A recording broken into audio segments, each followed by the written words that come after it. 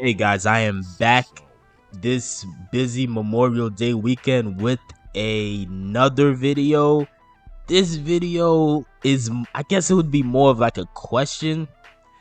And I'm really I know obviously now that Hollywood's not on the team anymore, like most Ravens fans, like they just don't care because obviously.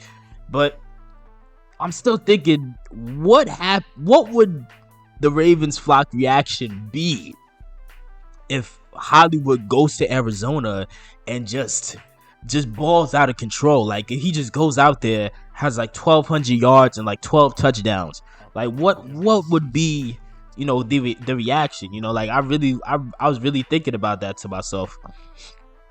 I mean, if it happened, I don't know if it could. I don't know if it's gonna happen. Obviously, I think Cardinals fans would have a better sense of what the possibilities for Hollywood in that system is gonna be.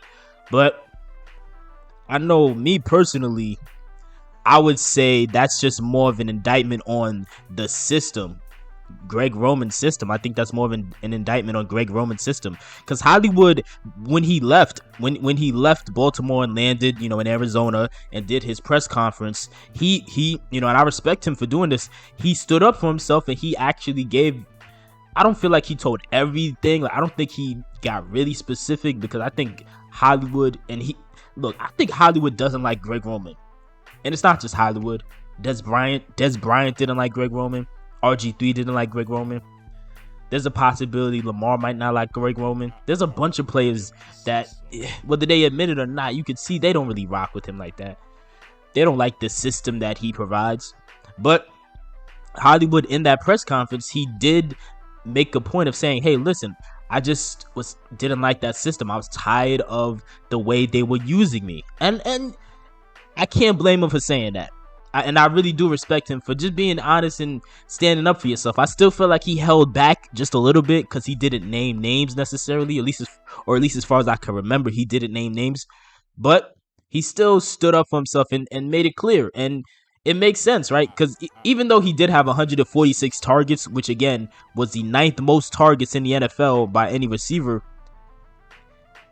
somebody else brought up something that was very interesting, and Hollywood brought the same point up actually in the interview, where he says the only time they really started like going to me and like wanted to try to get me involved would typically be in the later part of the game, once we were already down, once we were already losing, which was true. I do remember several games where in the beginning of the game, we got off to a slow start. Nothing was working. Nothing, like it was just really just not going anywhere. And then once you get later into the game, you're down several touchdowns, then they start scheming things up for Hollywood. And part of the reason I think that is because I can't prove this, but I do believe that in a lot of those situations where the Ravens were down, they were down double-digit points. They would, all those deficits that they had last season. I do believe, again, I can't prove this, but I do believe that in those situations, the coaches, John Harbaugh, the offensive coordinator, Greg Roman, I do believe that because they don't know what to do, so their scheme at that point then becomes, hey, Lamar, can you just save the day? And once you put the control more so in Lamar's hands, once you start running, once you start letting him just like do what he wants to do, yeah, he's gonna look to Hollywood more. That's his guy. That's the guy he trusts the most besides Mark Andrews.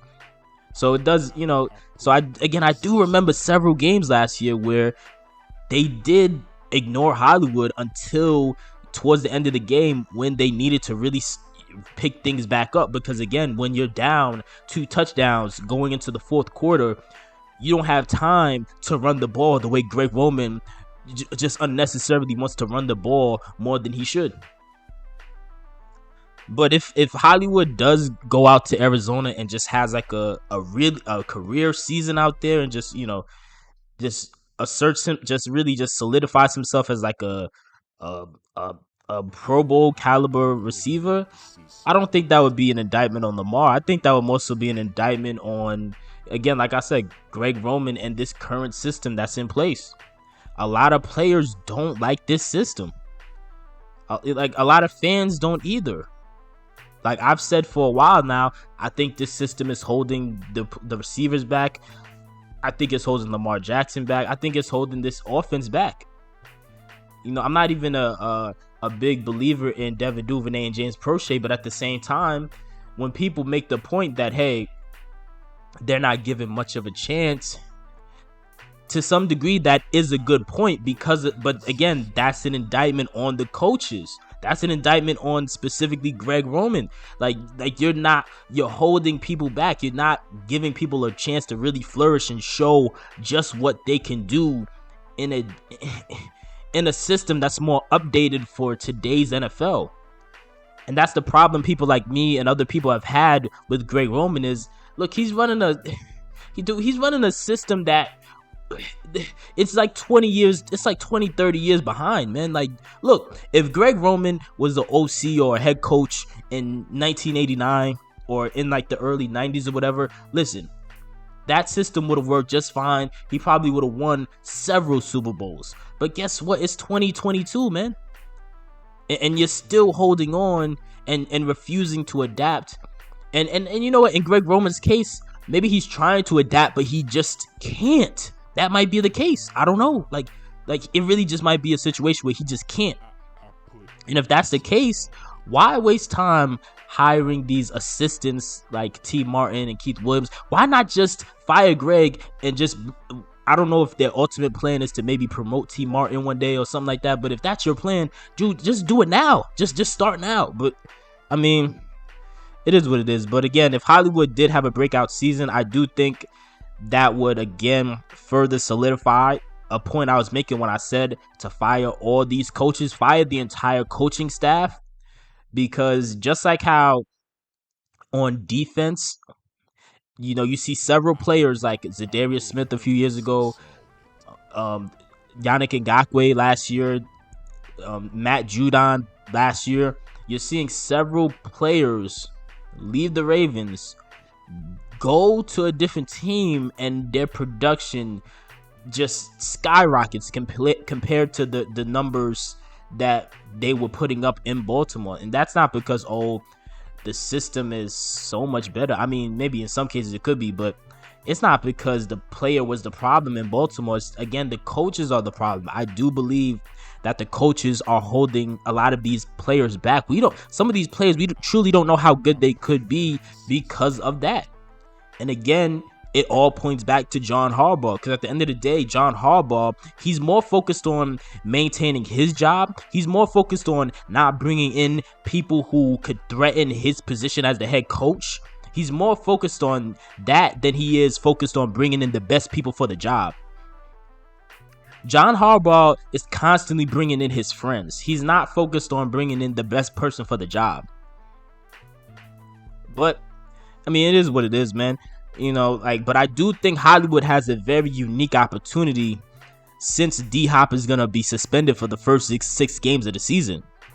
Like, who knows? Like, because before news came out that DeAndre Hopkins was going to be suspended for the first 6 games of the season, in my head, I was like, well, Hollywood, I don't know how that's going to work out, because he's definitely not the number one. DeAndre Hopkins is the best receiver in the NFL, or at least top 2.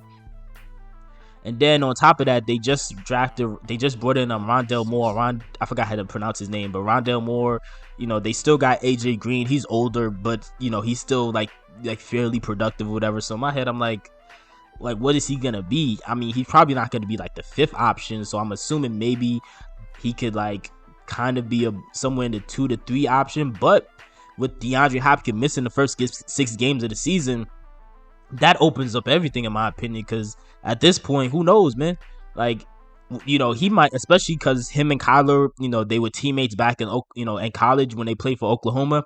Who knows? They might instantly, as soon as they get back on that field together, it might just be, them automatically still having that chemistry from before, and Hollywood might leapfrog for the first 6 games of the season. He might leapfrog past AJ Green and Rondale Moore.